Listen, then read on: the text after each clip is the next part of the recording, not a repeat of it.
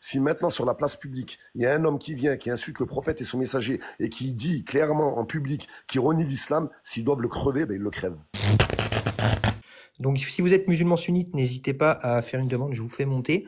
N'hésitez pas à liker. On va essayer d'atteindre les 300 likes, enfin les 300 000 likes. Je vais faire monter un autre musulman sunnite si besoin. On voit ma caméra, Oui, on voit. s'il vous plaît. Ouais. Très bien. Je suis sur le livre très connu, Al-Morni, Ibn Qudama. C'est un livre très important dans l'islam sunnite qui regroupe voilà, toutes les paroles des savants. Et entre autres choses, il regroupe ce qu'on appelle le consensus des savants. Voilà, je vous montre la couverture. Morni, Ibn Qudama. Là, je suis sur le tome 9. Tome 9. À la page 398. 398. Mas'ala, donc la question. وَإِذَا زَوَّجَ رَجُلٌ ابْنَتَهِ الْبِكْرَ. Est-ce que le père qui marie sa petite fille? أما 2 secondes. Voilà. أما البكر الصغيرة فلا خلاف فيه. En ce qui concerne la petite fille, il n'y a pas de divergence. قال ابن المنذر a dit أجمع كل ما نحفظ عنه من أهل العلم. Tous ceux dont on connaît, tous les savants qu'on connaisse ont un consensus ou ont conclu أن نكاح الأب لابنته البكر, que le père qui marie sa petite fille صغيرة, donc بكر صغير, جائز, est autorisé. C'est-à-dire tous les savants qu'on connaît ont conclu que le père qui marie sa petite fille est autorisé. إذا زوجها من كفء, c'est-à-dire qu'il la marie. ويجوز, et c'est ça la partie la plus importante, hein. ويجوز له تزويجها مع كراهيتها وامتناعها. Il lui est permis, يجوز, il lui est permis qu'il la marie contre sa volonté et même la forcer. كراهيتها, c'est-à-dire même si elle déteste ça. وامتناعها, même si elle ne veut pas ça. C'est le consensus de l'islam sunnite. Ibn al-Mundhir dans le livre d'Ibn Qudama. Le père a le droit de marier sa fille contre sa volonté. Donc le consentement revient un autre jour, mon pote. Donc tu es en train de me dire, Jacques, qu'il ne faut pas le consentement. C'est pas moi qui le dis, c'est l'islam sunnite qui le dit. Quel islam sunnite? Quel shir? Je viens littéralement de donner toutes les sources. Tu veux que je te redonne? Oui, s'il te plaît. Je suis sur le livre d'Ibn Qudama, al-Mundhir, d'Ibn Qudama. C'est le tome 9, la page 398. Bah vas-y, cite. Il vient de le citer. Oh. Non, mais je viens littéralement de lire en arabe et de traduire mot à mot. Mais si j'avais entendu, j'aurais pas demandé qu'il répète. Il n'y a pas de souci. Tu vas toi-même lire dans ce cas-là. Lis, parce que je vais mettre du temps à lire. Tu peux lire? Lis. Amma al-bikru saghiratu, ça veut dire quoi? Amma al-bikru saghira. Oui, vas-y. Amma al-bikru saghiratu, ça veut dire quoi? La petite fille ou la jeune fille, je sais pas. Vas-y, je t'écoute. La vierge, petite fille vierge. Amma al-bikr. Non, la petite fille. D'accord, allez, vas-y, donne ton cours. Merci. Fala khilafa fiha. Fala khilafa fiha, ça veut dire qu'il n'y a pas de divergence. Mon pote, tu vas traduire ou son pas? sujet et arrête de me crier dessus. Voilà, je te respecte, ne me crie pas dessus. Merci. T'es pas mon professeur. Qala Ibn al-Mundhir. Ok, je vais arrêter de te crier dessus. Qala Ibn al-Mundhir. Donc Ibn al-Mundhir a dit أجمع كل من نحفظ عنه من أهل العلم. Ça veut dire quoi? أجمع كل ما نحفظ عنه من أهل العلم. Ça veut dire qu'il y a un consensus entre tous les savants sur cette question. Ouais. J'ai bien traduit? Très bien.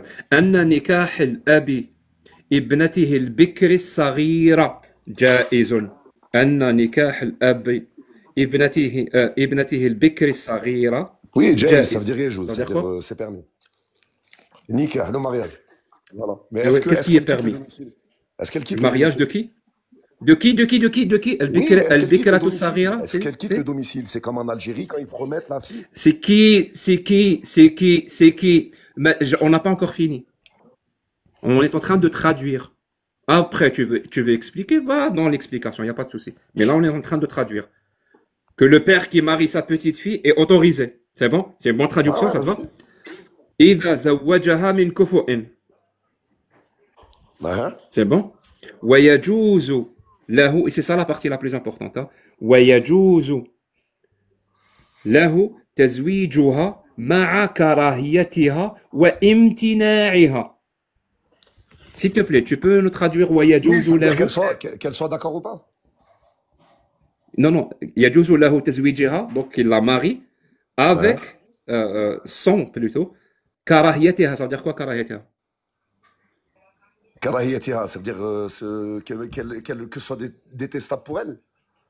C'est ça? Non, non, كراهيتها, ça veut dire elle ne veut pas. Ouais, qu'elle ne veut pas. Ben, c'est ce que je viens de dire. Très bien. وامتناعها.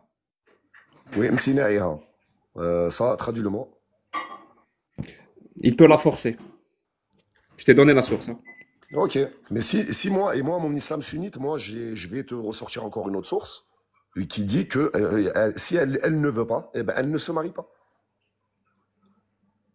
Donc toi maintenant, il n'y a pas de souci, je t'ai agrandi, vas-y, sors-moi. En fait, je peux pas la sortir. Attends.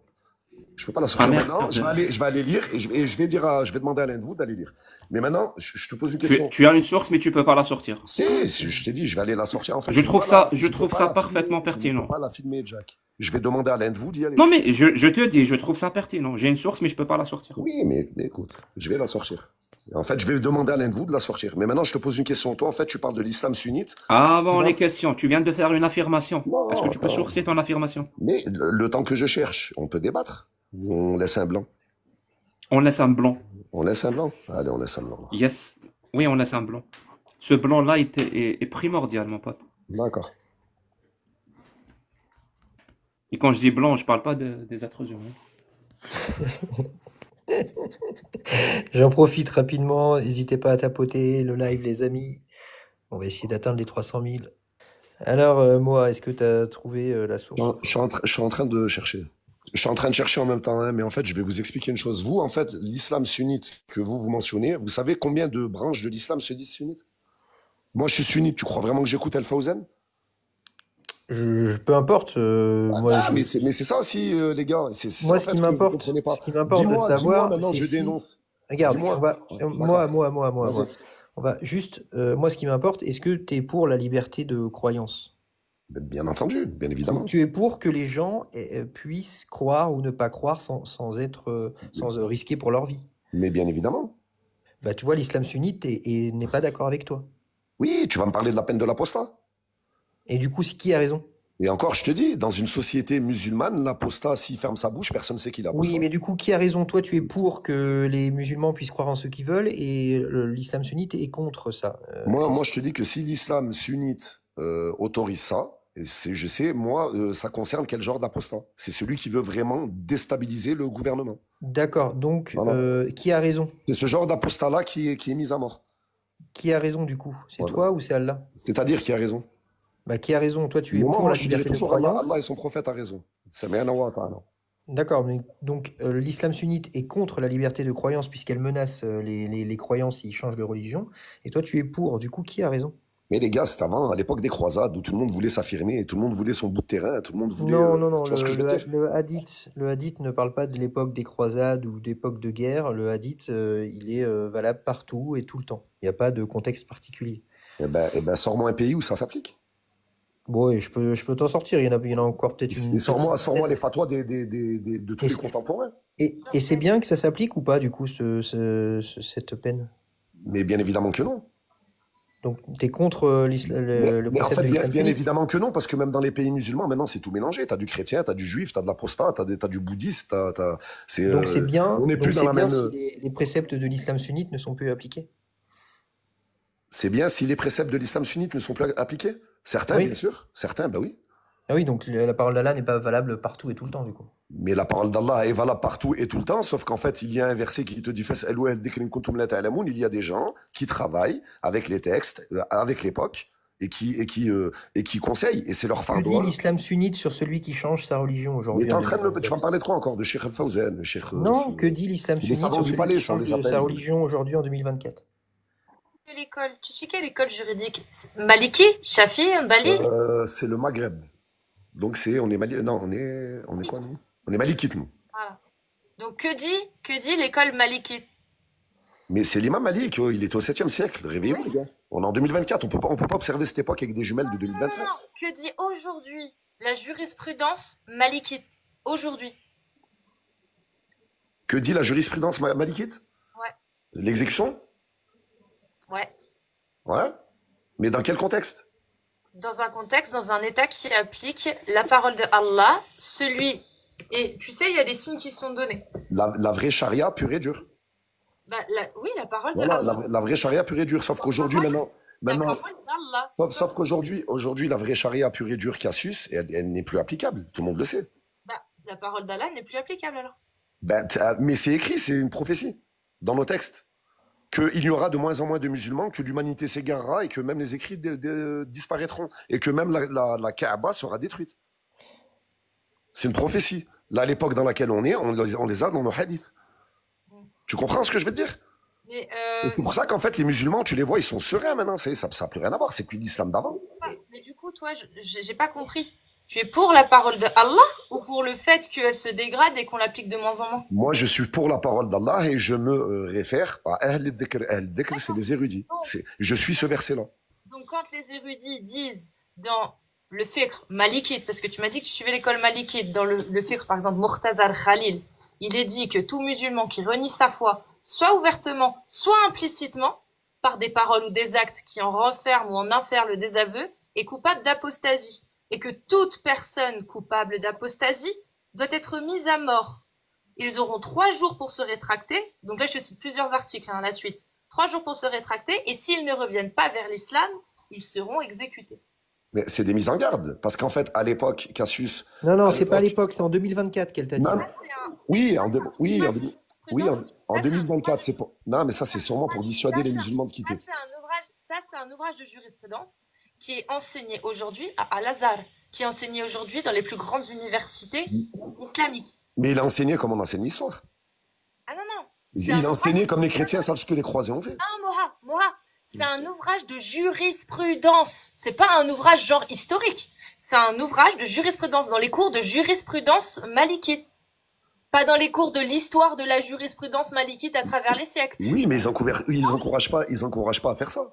Mais c'est pas la question, Moha. Je te mets Morsi. Tu connais le président Morsi? Moha, c'est pas la question. La parole d'Allah, elle a été décortiquée, analysée, étudiée par des ulema depuis des siècles et des siècles. Oui, je suis au courant de ça, merci. Les ulema, aujourd'hui, trouve-en un seul de ulema, je te parle pas d'un imam, je te parle d'un ulema qui remet en question ça en disant non, aujourd'hui, on fait plus ça, c'est haram, il faut plus faire ça. Trouve-en moi un seul. Tu trouveras pas, parce que ça, c'est la jurisprudence qui est approuvée par l'école malikite. Et si tu trouves des réformateurs, oui, ils te diront non, ça se fait plus. Mais ce sont des réformateurs. À aucun moment, ils ne suivent la jurisprudence malikite. Mais ces lois-là, à l'époque, en fait, quand il y avait un apostat devenait automatiquement ennemi. Oui, mais à l'époque. Tu comprends? Voilà, c'est pour ça qu'en fait, il le décapsulait. Aujourd'hui, la loi d'Allah reste la même, Moha. Mais Aujourd'hui, Allah, il n'a pas refait descendre des nouveaux textes pour dire non, c'est plus comme ci, c'est plus comme ça. Les oulémas, depuis 1400 ans, qui étudient l'islam pour savoir ce que Allah a demandé, disent encore aujourd'hui, c'est valable. Ils disent que c'est valable, c'est normal, parce qu'en fait, c'est une parole divine pour nous. Mais oui, mais du coup. C'est une parole divine, mais là, il y a des savants actuellement contemporains qui savent très bien que c'est plus applicable. Des réformateurs, pas des gens qui appartiennent à l'école malikite, pas des malikites, pas des hanbalis, pas des mais bien sûr que si, Cassius. En fait, c'est ce que je suis en train de te dire. Qaradawi, mais écoute, je vais te donner un exemple. Qaradawi se dit sunnite, Fawzan se dit sunnite, ils se détestent. Ils sont l'un contre l'autre. Mais peu importe, ça change rien au texte, moi. Mais en fait, je t'expliquais, dans la prophétie, l'islam ne sera même plus. Non, mais peu importe. Là, moi, ce que j'aimerais savoir, là, elle t'a décrit l'islam sunnite, le courant maliki que tu suis en 2024. C'est une jurisprudence. Est-ce que toi, tu es pour ça, cette jurisprudence, ou contre ça?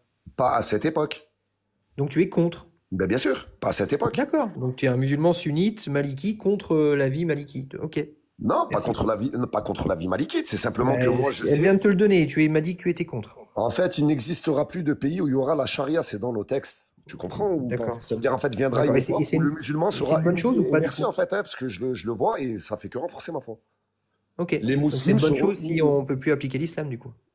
Mais est-ce que tu crois vraiment que les musulmans arrivent à appliquer? On est une poignée. J'en sais rien. Est-ce que c'est une bonne chose qu'on puisse plus appliquer l'islam aujourd'hui ou pas? Ah bah non, pas pour moi. Ah, c'est une mauvaise chose. Pas, Donc pas pour toi, moi. tu préférerais, Pas pour moi. tu préférerais aujourd'hui que les musulmans soient punis de la peine capitale s'ils quittent l'islam. Ok. Tu sais le nombre de lives anti-musulmans qu'il y a sur TikTok toute la journée? Je sais pas, mais ça m'intéresse pas. Donc toi, tu Il y en a préférerais. énormément, il y en a énormément. Je répète, je préfère répéter pour être sûr que j'ai bien compris. Tu préférais aujourd'hui que l'école malikite applique ce précepte-là qui consiste à menacer de la peine capitale les musulmans qui quittent l'islam. C'est ce que tu as dit. Tu peux te démute, moi. Paf, t'es mute. Je te dis que si Allah l'a dit, je l'accepte. Sauf que moi, comme je te dis, je me réfère à un Donc, autre verset tu d'Allah l'acceptes. qui me- D'accord, qui me- d'accord, ok, donc tu l'acceptes. Sauf que tout à l'heure, tu as dit tu es pour la liberté de culte. Bah, bien sûr. Manifestement, d'accord, manifestement, là, tu deviens contre la liberté de culte puisque tu acceptes un précepte qui menace de mort tes frères musulmans. Mais en fait, c'est pas binaire. C'est pas aussi binaire. Ah bah, c'est soit tu l'acceptes, soit tu le refuses. C'est pas aussi binaire. C'est soit tu l'acceptes, soit tu le refuses. Mais en fait, je vais t'expliquer qu'on est dans une époque où c'est plus jamais applicable et ça s'appliquera plus jamais. Oui, mais toi, tu Donc, m'as dit, tu en quoi ça me préférerais fait un que ce problème, soit alors appliqué maintenant. Ben, ça, c'est de l'histoire. Pour moi, c'est de l'histoire. Voilà, mais toi, tu préfères que ce soit appliqué maintenant. Là, maintenant, en 2024? Oui. Ah non, moi, je suis pour que tout le monde vive en paix. Tu sais, j'en ai marre des guerres. D'accord, donc tu ne J'allume ma suis télé, pas, j'allume même plus. donc tu ne suis pas l'école sunnite malikite qu'elle t'a décrite, Cassius. Tous les sunnites musulmans, à l'heure actuelle, tu sais ce qu'ils font? Je sais pas, je Ils connais pas essayent tous de les faire le sunnites bien, ils musulmans. attendent leur mort, ils espèrent le paradis. C'est tout ce qu'ils font. D'accord. Est-ce que tu avais d'autres choses à rajouter? On va passer à quelqu'un d'autre. Bah attends, j'essaie de. Passe à quelqu'un d'autre et je reviendrai. Je suis en train de chercher, mais je te parle en même temps. Ok, bah écoute, Voilà, je te dirai ça et je te après, redescends pour l'instant et puis tu remonteras, ok. Ah, allez, vas-y. Merci. Eh ben, c'était compliqué, hein. Je suis pour la peine, mais pas aujourd'hui. Donc t'es contre l'islam sunnite malikite? Non, mais oui, mais non. Parce que oui, s'il y a des musulmans qui sont sur le live, sachez que l'islam sunnite ne respecte pas votre liberté de culte. L'islam sunnite vous menace de la peine capitale si vous quittez votre religion. Si vous vivez dans un pays qui applique parfaitement la loi d'Allah, vous serez menacé. Vous aurez une épée de Damoclès constamment sur le dos, au-dessus de la tête, qui vous rappellera que si vous avez des doutes, bah en fait, vaut mieux pas en avoir. Donc voilà. Et ici, on est globalement athée et on est pour la défense de la liberté de culte et donc pour que vous puissiez croire en ce que vous voulez sans vous menacer de quoi que ce soit. Donc vous avez d'un côté l'islam sunnite qui vous menace de pragmatisation si vous croyez à autre chose, et de l'autre vous avez des athées sans morale divine, qui ne savent rien, qui ne connaissent rien, mais qui ne vous menacent pas de la peine capitale si vous quittez votre religion. Vous pouvez croire en ce que vous voulez chez nous, il n'y a pas de souci, personne ne vous menacera. Manifestement, Allah, lui, vous menace. Tiens, JX, Oui, sur qalamdress.com. Je peux et lire? donc il y a quoi là-dessus? Je peux lire? Vas-y. Malheureusement, il existe beaucoup de mariages arrangés dans la communauté. S'il n'y a pas consentement d'une des deux parties, et plus particulièrement la femme, ne peut être considérée comme valide. En effet, comment une vie de famille pourrait-elle parfaitement être construite physiquement ou moralement si les deux ne se désirent en aucun cas? Et ici, tu as un hadith. À ce sujet, le hadith du prophète alayhi salam est très explicite et clair. Concernant la femme, selon Abu Huraira, alayhi salatu salam, a dit: on ne marie pas la femme qui a déjà connu le mariage sans lui, demander son ordre, et on ne marie pas la femme vierge sans lui avoir demandé la permission. Bukhari et Muslim. Oui, la femme vierge. Mais bref, c'est pas La la femme vierge, bah, mais tout à l'heure, vous parliez des filles, donc du premier mari. On ne parle pas de celle qui a enchaîné 400 maris. Les ulémas, ils disent pas ce que tu dis. Mais bref. Mais si je viens de te sortir un hadith, Cassius.